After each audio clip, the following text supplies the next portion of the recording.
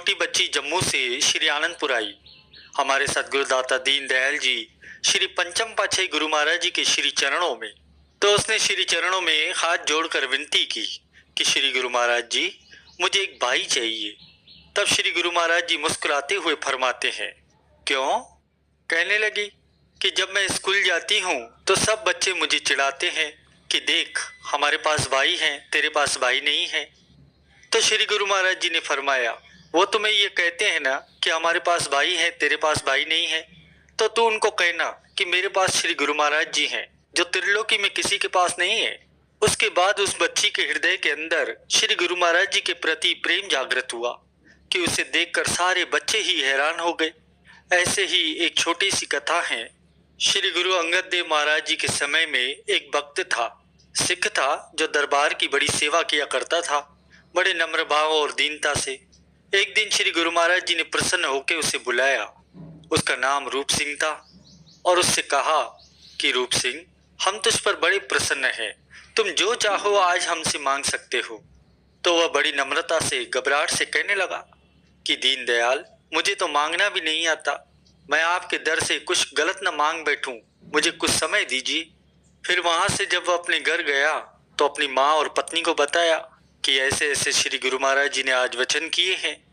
माँ ने कहा, हम इतने गरीब हैं, कुछ जमीन जायदाद ही मांग ले ताकि पीढ़ियों के लिए कुछ बन जाए। पत्नी ने कहा, कुछ धन मांग लो ताकि खाने पीने रहने का कुछ सामान आ जाए। अब पास में उसकी बच्ची खड़ी थी, जो कि बहुत ही छोटी थी पर थी बड़ी समझदार।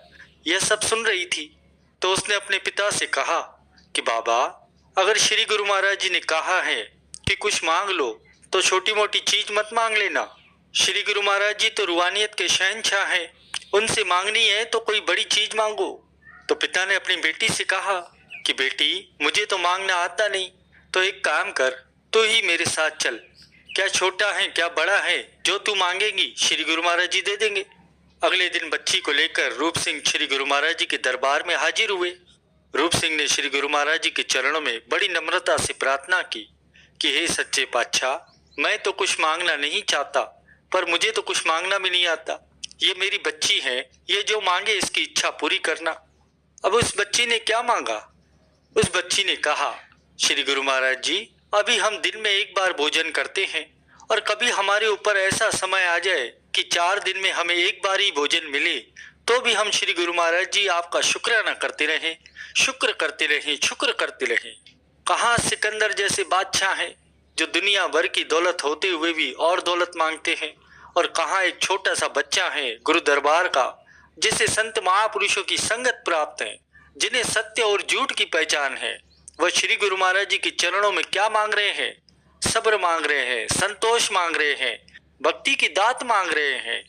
इसलिए जब हमारे श्री गुरु महाराज जी के चरणों में छोटे छोटे बच्चे भी आते हैं तो वे क्या प्रार्थना करते हैं कि भक्ति दान मोहे दीजिए गुरुदेवन के देव, और कुछ नहीं चाहिए निस दिन तुमरी सेव। और यही चीज सच्चा सुख देने वाली है। दुनिया की कोई चीज सच्चा सुख देने वाली नहीं है।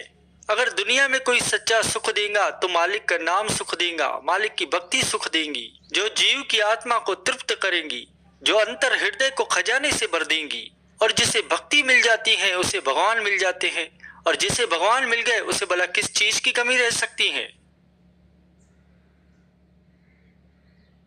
जय गुरु महाराज जी की जय हो। वीडियो लाइक करना, सब्सक्राइब करना।